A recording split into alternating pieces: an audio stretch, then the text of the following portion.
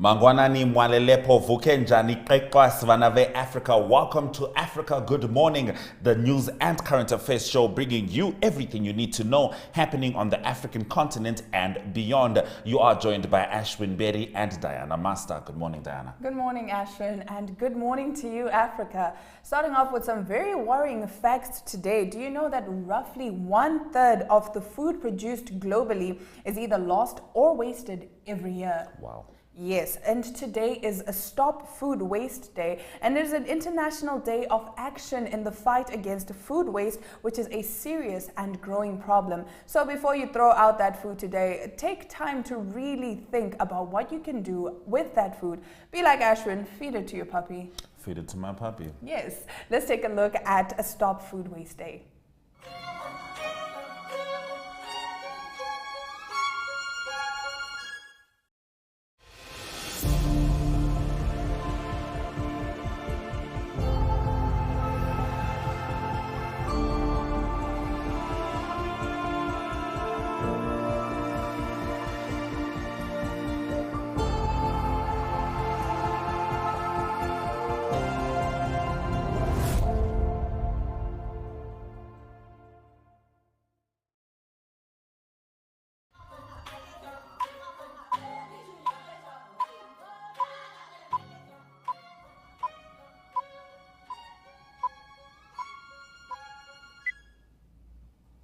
Today is Wednesday, the 27th of April, and these are the top stories. Ugandan designed device to curb strokes. Patients on dialysis are at a high risk of suffering from strokes, but they can't tell. To be sure, a doctor must analyze murmurs and hums made by the movement of blood. In a laboratory in Mbarara, a team is using a demo to listen to the vascular sound carefully. It is recorded by written software to determine if it is normal. The set of machines makes up the early stroke detection device. The innovation is the brainchild of Mbarara University of Science and Technology biomedical engineering students who were inspired by the loss that can be prevented with the timely arrest of the neurological condition. After visiting the regional referral hospital, we were also able to establish that interruptions to blood flow within the brain through the carotid artery is also an indicator of ischemic stroke occurrence.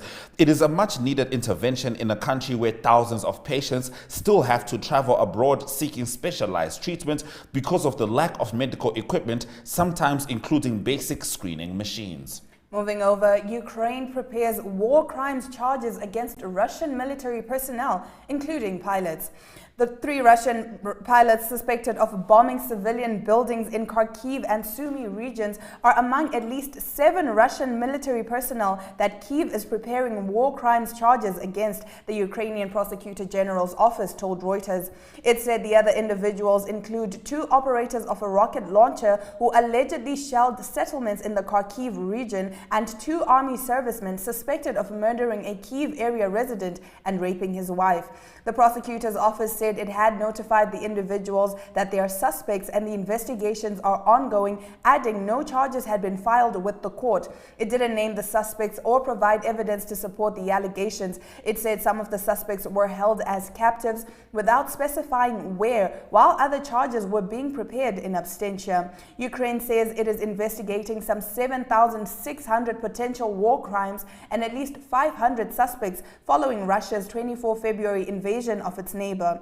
Prosecutor General Irina Venediktova told Reuters that many of those suspects are in Russia, but some have been taken captive by Ukraine as prisoners of war. Speaking in an interview earlier this month, she said that her office intends to follow the chain of command up the Russian political and military hierarchy. Now in our next story, second Ebola patient dies in northwestern Congo, the WHO says.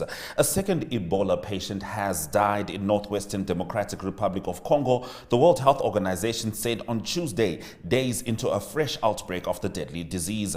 Genetic testing showed an infection confirmed last week in the city of Mbandaka was a new spillover event, a transmission from an infected animal and not linked to any previous outbreaks, said the National Institute Institute of Biomedical Research. The second fatality was a 25-year-old woman who was the sister-in-law of the first case, the WHO said on Twitter. She began experiencing symptoms 12 days earlier, it said. At least 145 people came into contact with the confirmed cases and their health is being closely monitored, the WHO said. Congo has seen 13 previous outbreaks of Ebola, including one in 2018 to 2020 in the east that killed nearly 2,300 people, the second highest toll recorded in the history of the hemorrhagic fever. The most recent outbreak ended in December in the east after 6 deaths. Now in our next story, SADC countries urged to strengthen early warning capacities to deal with natural disasters. The chairperson of the Southern African Development Community, Lazarus Chakwera, who is also Malawi's president, has called on member states to speed up frameworks to deal with natural disasters. He said the framework should also promote sustainable utilization of the environment and should be coupled with our regional efforts to expeditiously operationalize and adequately resource regional coordination mechanisms to ensure coordinated efforts in dealing with natural and man-made disasters moving forward. This year alone, Southern Africa experienced 7 natural disasters, which was linked to climate change and global warming, and more were likely to occur, according to climate change activists. While South Africa was dealing with the humanitarian crisis in KwaZulu-Natal, the South African Weather Service warned the country could see more heavy rains, which could result in flash floods in already drenched areas. Mozambique, Madagascar and Malawi were now on high alert as a tropical storm Jasmine was expected to make a landfall this week, resulting in heavy rains just a month after the trail of destruction left by Cyclone Gombe. In March this year, Cyclone Gombe affected more than 20,000 families in Malawi and Mozambique. The Mozambican Meteorological Service said the impact of the tropical storm was uncertain, but Madagascar would be the first to feel the impact. Now in our next story, at least 168 killed in Western Darfur, violence aid group says. At least 168 people have been killed and 98 injured in tribal clashes in the Western Darfur town of Kreinek, a spokesperson for a refugee group said on Sunday. The violence is the latest in an uptick of such incidents in the war-weary region. Western Darfur is home to many of the people displaced by the early 2000s conflict in the region, which saw the government put down armed rebels with help from nomadic Arab militias known as the Janjaweed. Now 2.5 million people were displaced in the violence and 300,000 were killed. Former President Omar al-Bashir is wanted by the International Criminal Court on war crimes charges. The trial for one of his aides, known as Ali Kushaib, began earlier this month. Now the Darfur Bar Association said that some 20,000 people have been displaced by the violence. Tensions extended to the nearby city of El Geneina, aid groups said, where stores were ordered to close after sundown. That brings us to the end of the first half of our top stories. More news after the break.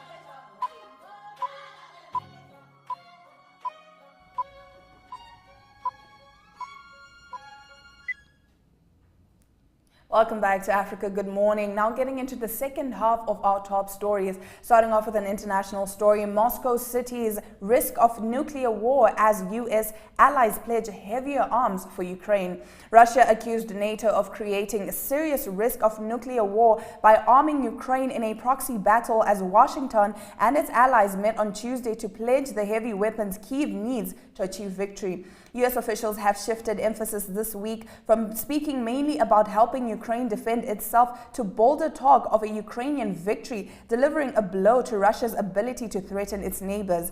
They have approved shipments of hundreds of millions of dollars in arms, including artillery and drones they held back from sending in earlier phases of the war. In a marked escalation of Russian rhetoric, Foreign Minister Sergei Lavrov was asked on state TV about the prospect of World War III and whether the current situation was comparable to the 1962 Cuban Missile Crisis that nearly caused nuclear war.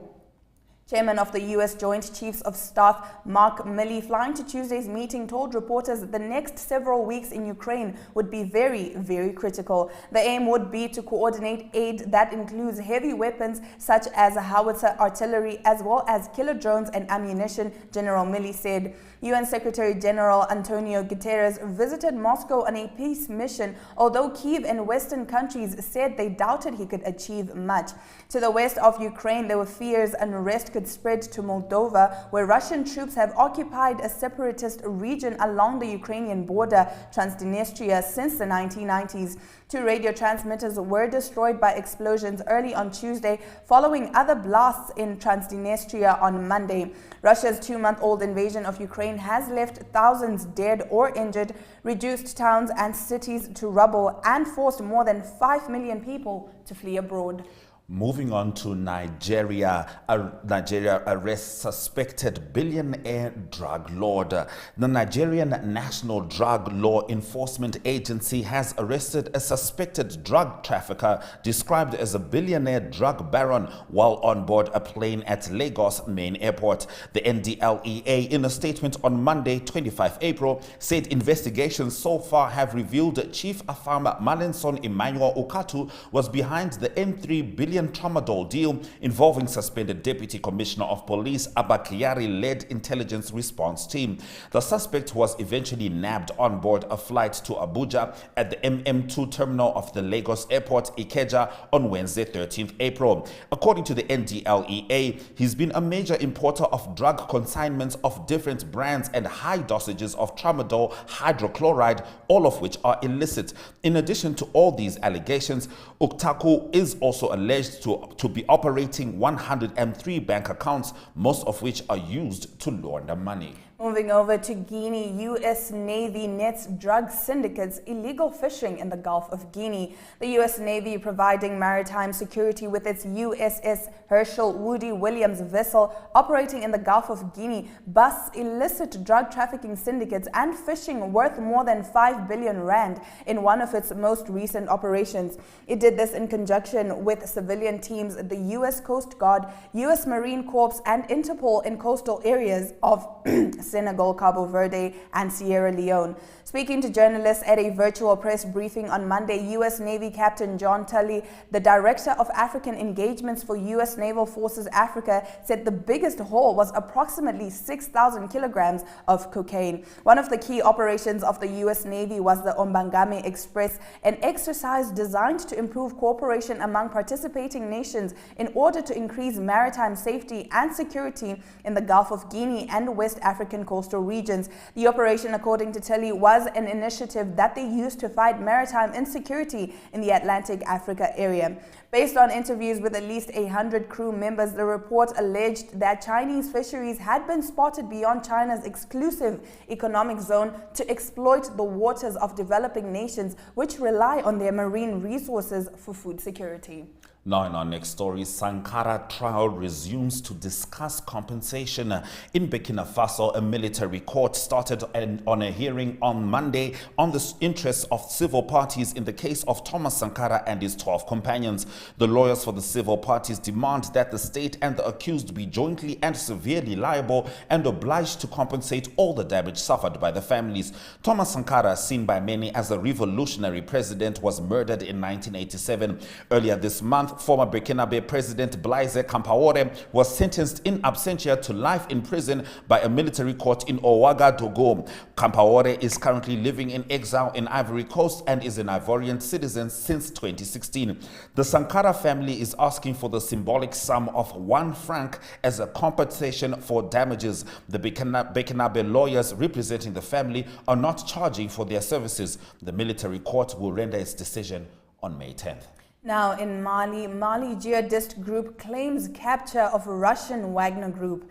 The main jihadist alliance in the Sahel is holding a Russian member of the private military company Wagner captured in central Mali, according to a claim on behalf of the movement sent to AFP. This is the first time that the Al-Qaeda linked has announced the capture of a Russian engaged in the anti-jihadist struggle in Mali. However, the GSIM did not provide any evidence to prove the accuracy of its announcement made in a communique on Sunday night. Mali, which has been run by the military since 2020, has called on what it describes as instructors from Russia to support its army, while Paris and Washington regularly denounce the presence in the country of mercenaries from the private Russian group Wagner, accusations firmly denied by Bamako. The UN mission in Mali then asked the Malian authorities in vain to authorize it to go to the area to investigate the events. According to corroborating sources, a Russian national on an operation with Malian soldiers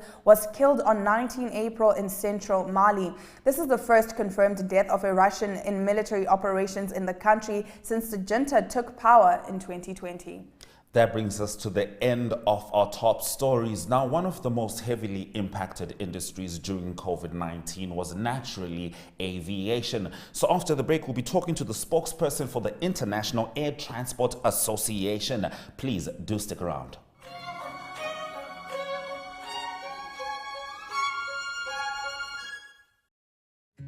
Adam Tas is coming to Windhoek to help build a brighter future for education. Join us at the Sounds of Caring concert at Windhoek High School Vegkop on 20 and 21 May, where he will be performing with Von Arends and Rian Smith. Tickets cost $200 Namibian and are available via eticket.my.na. All proceeds go towards the African Child Development Trust.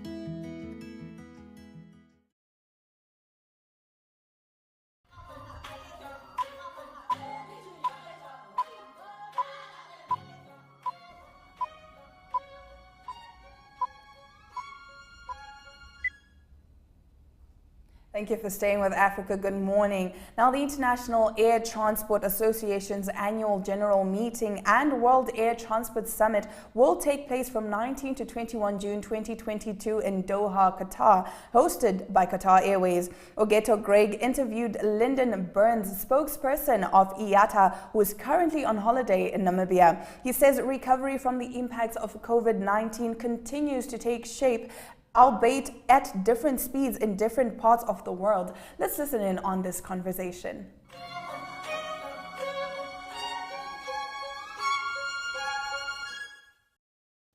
Welcome, ladies and gentlemen. My name is Ogeto Greg, here at Republican with Mr. Lyndon Burns of Plain Talking. Welcome. Thank you very much. Good to see you again. Excellent. Lyndon, there's an upcoming annual general meeting of IATA. Tell us about it, please. So it's the International Air Transport Association, which represents most of the world's airlines, about 95% of the world's airlines. And it's the first time we're actually having a in-person annual general meeting since we've had COVID. Yeah. This year it's been moved from China to Doha in Qatar. It's being held in early June. Mm-hmm. And the real issues that they're going to be grappling with are the successful ramping up of air transport now that so many countries have lowered the risk profile of COVID from pandemic to endemic. Mm-hmm. The issues are that we've lost so many skilled and knowledgeable and experienced people in the industry around the world that now as airlines and airports and all the allied components of the industry start ramping up and rebuilding, they've got to make sure that we don't trip over ourselves and have and create choke points and bottlenecks because of a shortage of capacity. Yes. And we've already seen the first signs of that in places like Manchester in the UK and Sydney in Australia, in some of the airports in the US. So in this part of the world, in Southern Africa, where our recovery is lagging the rest of the world by about 1 year, we've got a golden opportunity to be looking at what's happening around the world, putting in place those resources, making sure we get people re-cleared in terms of security clearance, give them refresher training. Those people who were moved out of who left the industry because airlines like Air Namibia were closed down, let's get them back into the industry because they bring a lot of institutional knowledge and expertise. Yes. So that when we do get back to full capacity to 2019 levels, we don't sit with choke points and with the lack of capacity to be able to move people in sufficient volumes. So that's a core issue. Yes. Another big issue, of course, is what's happening geopolitically and the impact that it's having economically, both in terms of airline input costs, and the biggest driver there is fuel. Now, the oil price, the price of crude oil, has obviously shot up. It's gone up by in the order of 150% in the last 12 months. Yes. And jet fuel trades at about a $20 to $30 premium on that. So at the moment, we're looking at about $150 to $160 a barrel for jet fuel. And that's a significant component of any airline's input costs. So the airlines are looking to, at the same time, compress and contain their costs. But there's not a lot of room in the market to adjust fares upwards. Yes. Because otherwise you're going to be losing customers. Yes. So they've got to find other ways, and we need to be able to work with governments to reduce the cost of doing air transport. We need airports and air navigation service providers to introduce greater efficiencies. We need governments to provide waivers or tax holidays or reduce their user charges that they apply on aviation.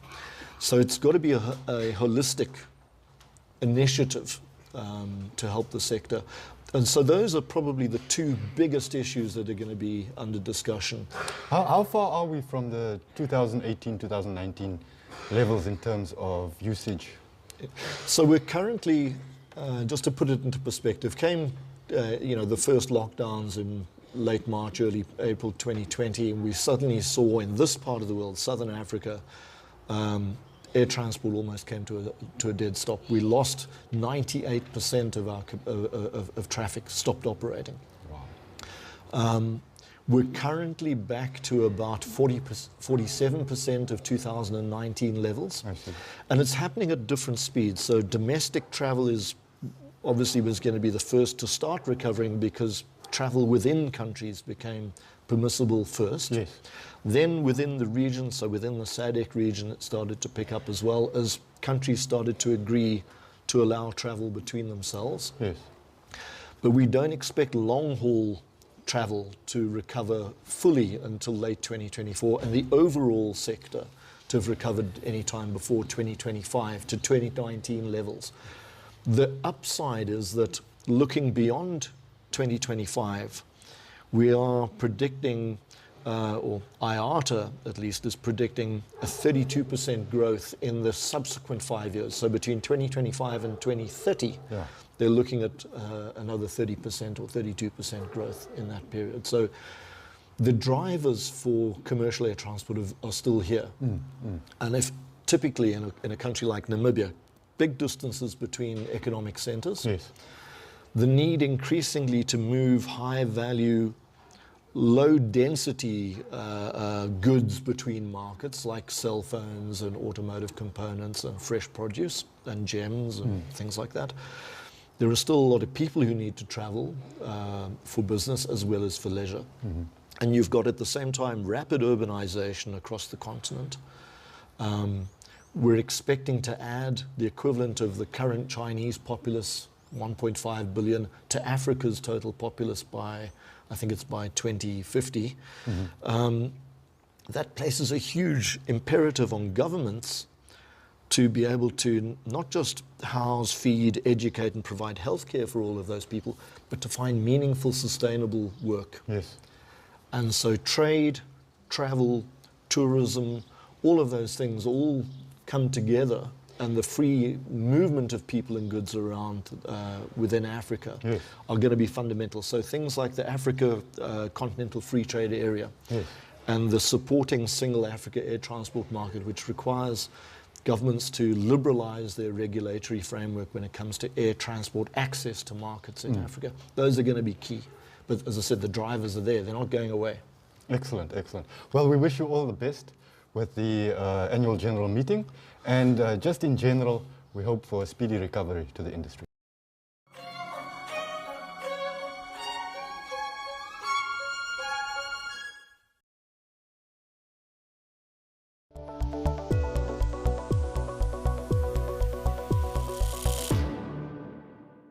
Why does WHO consider air pollution a major public health emergency?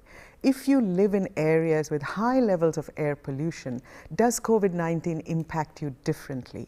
Hello and welcome to Science in 5. I'm Vismita Gupta-Smith. We are talking to Dr. Maria Neira today. Welcome, Maria. Maria, let's start with, why does WHO consider air pollution a major public health emergency? Hello, everyone.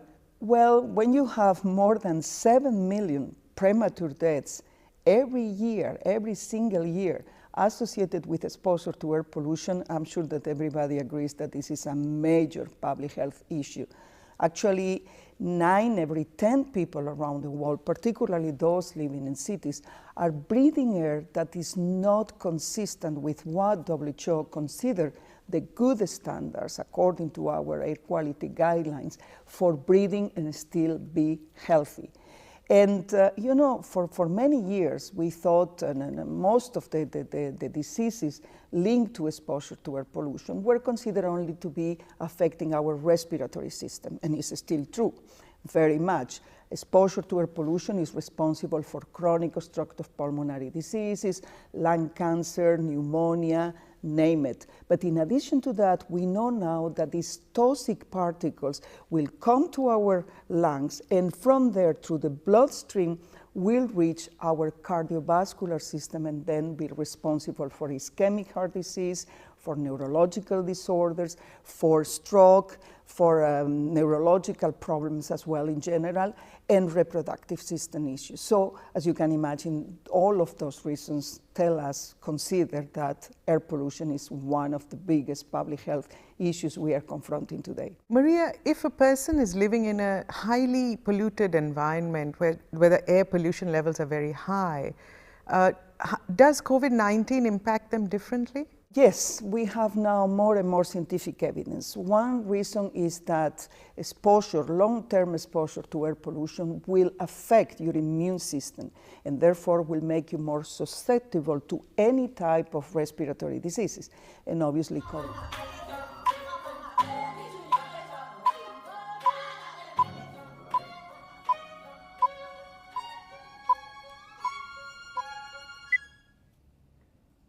Welcome back to Africa. Good morning. We certainly thank the WHO and the UN for always illuminating us on subjects which are essential, like air pollution and how it affects different communities. Now, moving on, we're going to cross over to Zambia and have a chat with Mr. Mike Sichula. Good morning, Mike. How are you? Africa, good morning. Good morning indeed. Now, the International Monetary Fund has praised Zambia for making progress in implementing measures to meet the country's economic reform program. Please tell us about that. Thank you very much.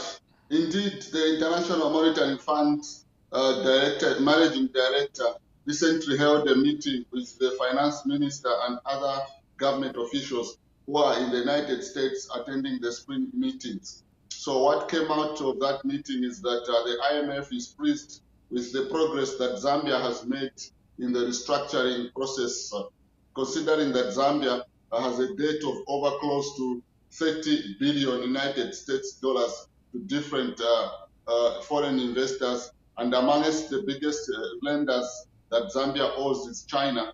Zambia owes China about 6.6 billion United States dollars.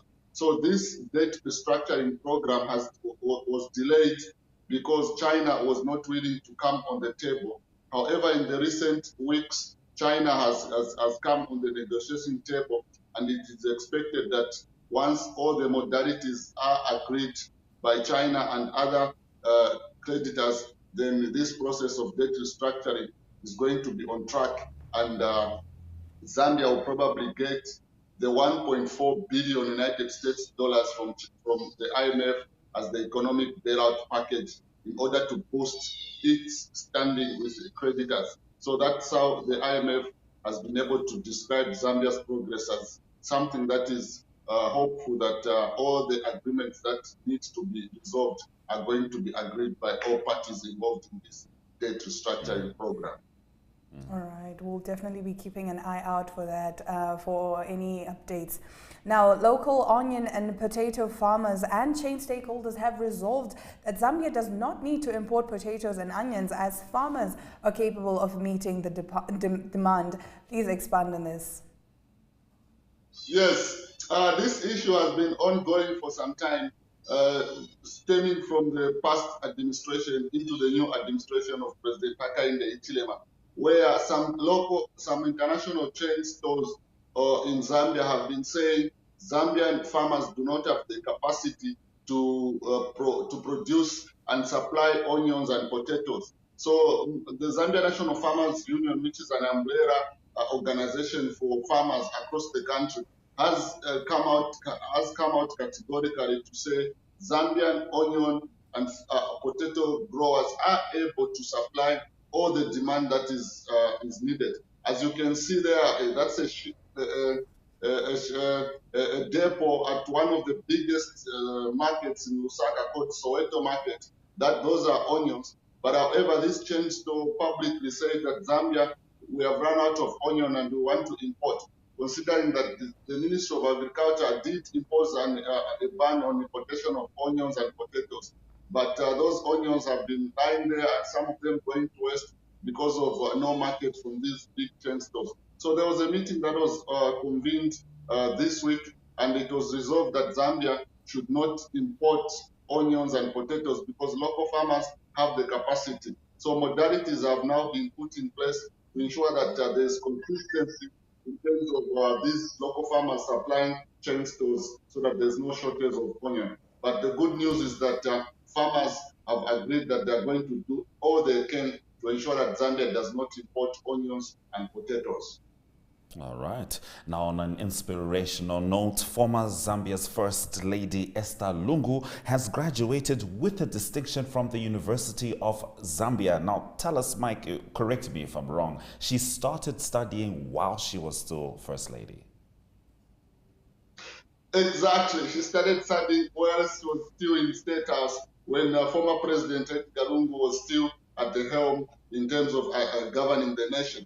There she is in the picture amongst other graduates at the Lusaka Heroes International Stadium. She was graduating yesterday, and she has graduated with a distinction in special education. So it is something that has also excited the current First Lady, Mrs. Mutinta Hichilema, who has said that the achievement of Mrs. Lungu is a milestone, and it also sends positive vibes to young people, to young women across the country, to that they should focus and work hard in order to achieve all that they put their mind to. So that is the message which our viewers are able to see. Mutinta Hichilema congratulating the former First Lady, Mrs. Esther Lungu. And a number of Zambians actually have said, yes, it is good that a former First Lady is leading the way in terms of acquiring education in a country where some children have dropped out of school because of lack of funds, others because of just illicit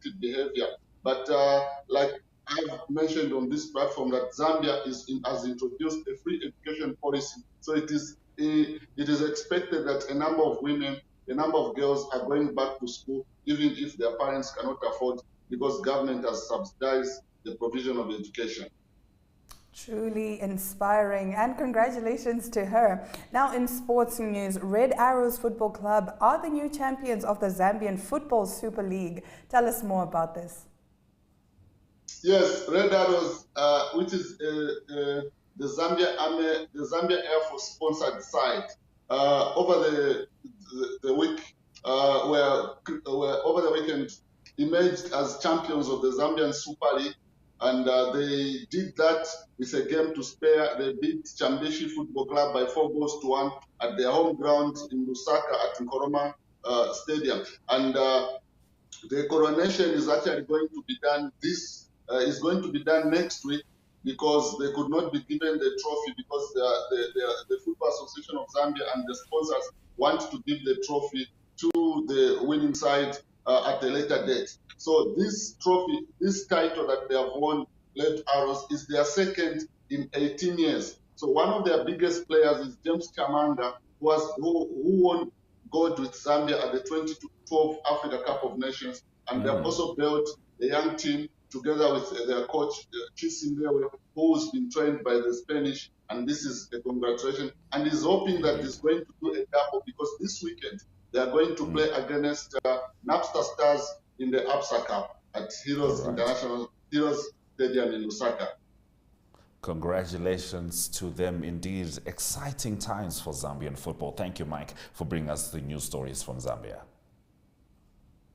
Thank you very much, Africa. Good morning. Thank you. All right, always good having Mike Sichula on Africa Good Morning. And before we cross over to South Africa to find out the stories on the ground from Ari Hochad, here's your weather.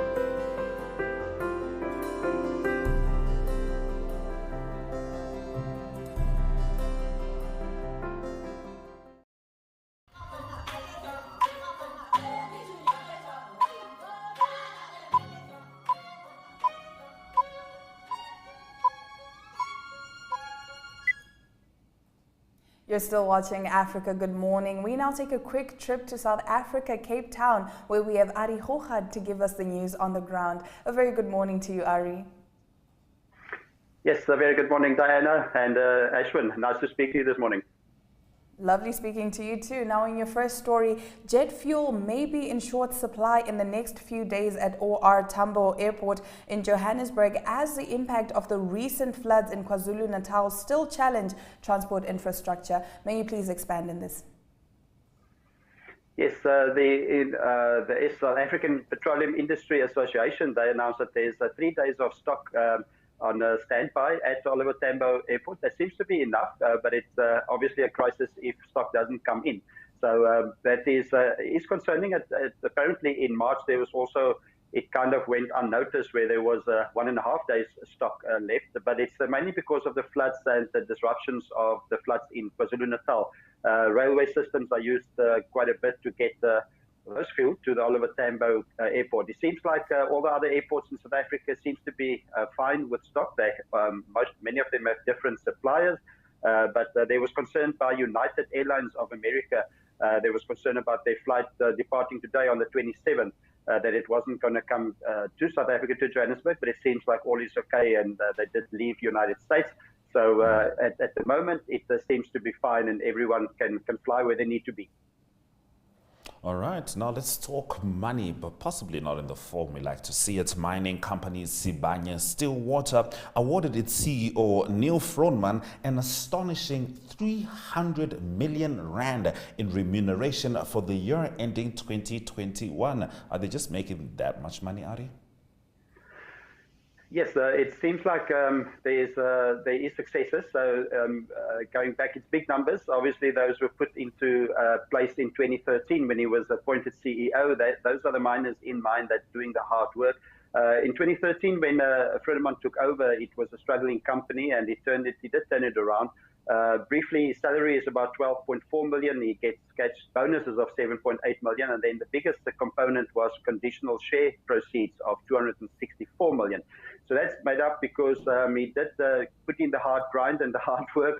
There was successes. The stock price of the mine of Sibanye Stillwater moved up 300% since 2013, from 14 Rand to 55 Rand. So that is the bulk of his earnings.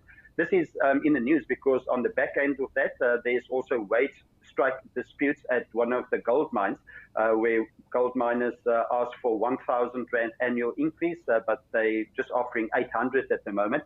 But the gold mines are struggling. The mines that are doing well in this group are the rhodium, the palladium, and the platinum mines. So there was successes from Neil Froneman. He's doing a good job, but the back end there's also strikes, and that was why it was in the news. Yes. Now, Health Minister Joe Phala warned that there are worrying signs that COVID-19 infections are on the rise in South Africa as the fear of the fifth wave remain with winter fast approaching. Ari, please briefly tell us about this. Yes, so very briefly, it is a concern in South Africa. We constantly being told there's a fifth wave on the way, so it's difficult to say where it's coming from and what it looks like. People are talking about another variant. So at the moment, there's masks being worn inside, not outside. So there's still a threat of the so-called variant or the fifth wave in South Africa. All right, now the last two stories, we'll put them together. Municipalities in South Africa still battling to get acceptable audit reports. And of course, the feel-good story, police have rescued a kidnapped 3-year-old girl. As briefly as you can, Ari. Yes, it's just that many municipalities still don't have managers, and so there's acting managers and they approved unfunded budgets. So that is a concern. There's water shortages. Eskom can't power the borehole. So that is a big concern.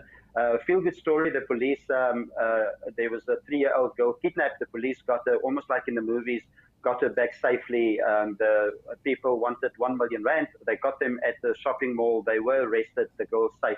So that is good news to end with. And in South Africa, it is Freedom Day today, 27 April, the first elections, 27 April 1994. So a proud day for South Africa. We're celebrating Freedom Day in South Africa. Happy Freedom Day to South Africans in South Africa and indeed all over the world. Thank you, Ari, for bringing us the news from the Rainbow Nation. Big pleasure. Great day for everyone. Bye-bye. Cheers. Now, in what feels sort of like a bad breakup, Russia is collecting 7 million of its funds and properties from Google. More on that in economic news after the break.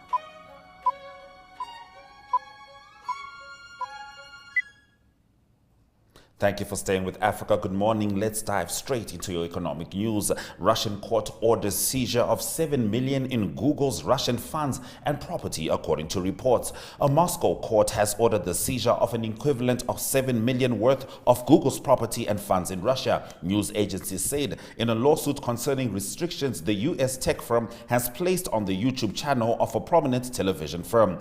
Russian news agencies reported that the case concerns Gazprom Media Holdings, GPM Entertainment Television, which filed a suit demanding that Google restore access to its YouTube account. Moving over to Mozambique. Mozambique airport revenues fell by 56% between 2019 and 2021. Revenues from the public company Aeroportos de Mozambique dropped from 3.5 billion meticais, equivalent to 51 million euros in 2019, to 1.5 billion meticais in 2021, the company's president announced.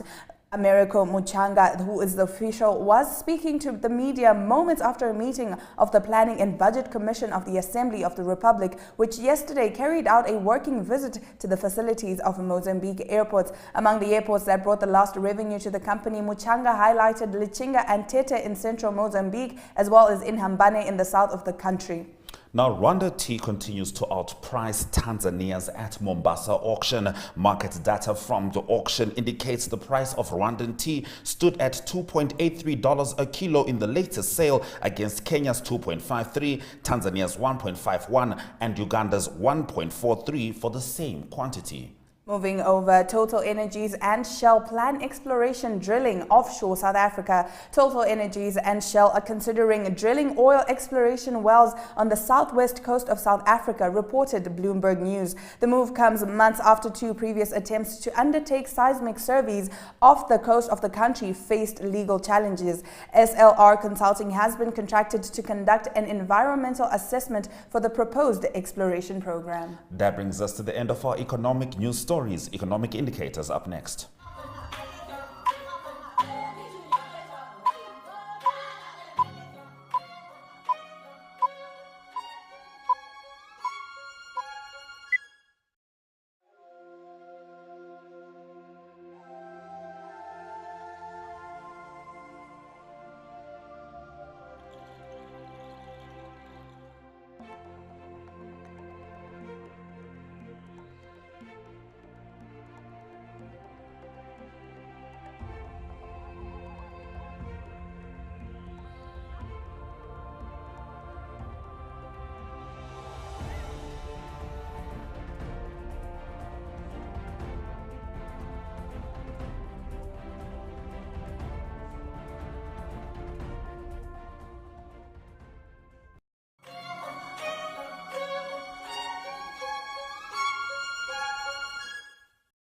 Wake up early in the morning and I'm waiting for the sun to rise. Stars fade away, our brand new day. Don't be lazy, don't be shy, hold my hand and kiss the night goodbye. Open your eyes, whoa, shine your light. Whoa, shine.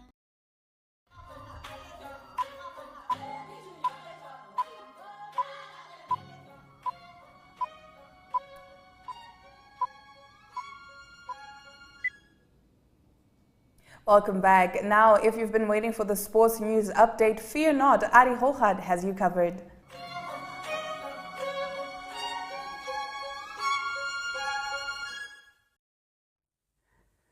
Good day everyone, time for international sport, and first today is golf news, and it is confirmed that the Nedbank Golf Classic, that is Africa's major, will take place from the 10th to the 13th of November at the Sun City at the Gary Player Country Club. That's good news for golf enthusiasts in Southern Africa. For the past 2 years the tournament did not take place because of COVID-19, and the previous winner was in 2019 when the tournament was played, was Tommy Fleetwood of England, and Tommy Fleetwood again confirmed that he will play in the tournament. This tournament is a part of the European Tour, part of the DP World Tour, so there's lots of points on offer for the best players in Europe. So it is expected that lots more of the high-profile, highly ranked European golfers will indeed confirm to play in this year's Nedbank Golf Challenge. It is the 40th year that it will take place. It started off as the Sun City $1 Million tournament, and many golf fans will remember the likes of Tiger Woods and Seve Ballesteros and Bernard Langer playing in the tournament, and Ernie Els amongst other winning a few tournaments as well. So that will happen from the 10th to the 13th of November at Sun City. On to some rugby news, and SA Rugby is still continuing to go ahead with selling tickets for full stadiums, full attendance stadiums for the incoming tours, the test matches that will be played in the winter months, in June, in July, or in July months. That will be the 3 tests against Wales that will take place in South Africa. And that is despite the government at the moment having regulations for only 50% capacity in stadiums, and South African rugby still hope that those regulations will be changed in May and June. Otherwise, they have to refund half of those tickets. Confirmed also from New Zealand that New Zealand will play Ireland also in July, more or less the same dates as when South Africa play Wales. So Ireland will visit New Zealand in July, so the 2nd of July, the 9th of July, and then also on the 16th of July they will play New Zealand. The All Blacks will play consecutive tests against Ireland. And now we continue on to some tennis news, and it is in Munich. It is the BMW tennis tournament on the men's ATP tour that's started, and it's also being played on clay, leading up again still to the Roland Garros seasonal Roland Garros major that will be played in Paris on clay later in the year. News from the tournament is that German Alexander Zverev, he will be the #1 seed in the tournament, and Casper Ruud of Norway will be seeded #2. They will only play in the round of 32. One first round result that I can mention in the first time in the meantime is the Emil Ruusuvuori of Finland. He beat Japan's Yoshita Nishioka, and the score there was 7-5 and 7-6. More tennis news that's on the ladies tour is that Emma Raducanu, she's from England, from Britain. She's the current US Open champion. She announced that she will split with the current coach, and that coach's name is Torben Belts. And Torben Belts was coach for Raducanu for 5 months, and the successor will be Raducanu's fourth coach in 1 year. So she's changing quite a few coaches after winning, or just before and during, after winning the US Open tennis tournament. That is Emma Raducanu of England. And to conclude today's international sports, some golf news. It is the British Open that's going to take place from the 14th to the 17th of July at St Andrews. That is in Scotland, in Edinburgh. And it is significant because it's the 150th US Open or British Open that will take place. Tickets was high in demand, and apparently, according to the organizers, 1.3 million applications were received for tickets, but only 52,000 people can be at the course per day. Also, about 80,000 people are expected to be at the practice round, so in total about 290,000 people would have attended the tournament. That will make it a new record of attendance. Also, Tiger Woods is confirmed at the moment, despite his injured leg, and he did play in the recent tournament at the Masters in the USA, and it is confirmed that Tiger Woods will play in the 150th British Open tournament at St Andrews, and he also won 2 of his 3 British Open titles he did win at St Andrews. So it will be good for the organizers, good for the spectators to have Tiger Woods at the tournament again this year.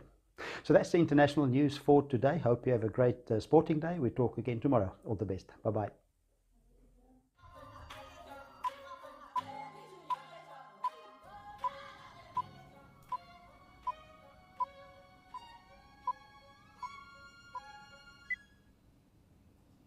We've now come to the end of the show, but before that, let's take a look at the highlights for a quick recap. Ugandan designed device to curb stroke. Ukraine prepares war crimes charges against Russian military personnel, including pilots. Second Ebola patient dies in northwestern Congo, WHO says. SADC countries urged to strengthen early warning capacities to deal with natural disasters. At least 168 killed in Western Darfur violence, aid group says. Russian court orders seizure of $7 million in Google's Russian funds property, reports. That brings us to the end of our broadcast. Africa Good Morning goes to you live every morning from 7 a.m. on DSTV channel 285, Gotv channel 94, and oneup2.com. You can catch the repeat from 8:30. If you have any opinions, comments, or videos you'd like to share with us, by all means, get a hold of us on our Facebook and Twitter at Africa Good Morning. From me, Ashwin Berry, and Diana Master, Swera Jaganaka.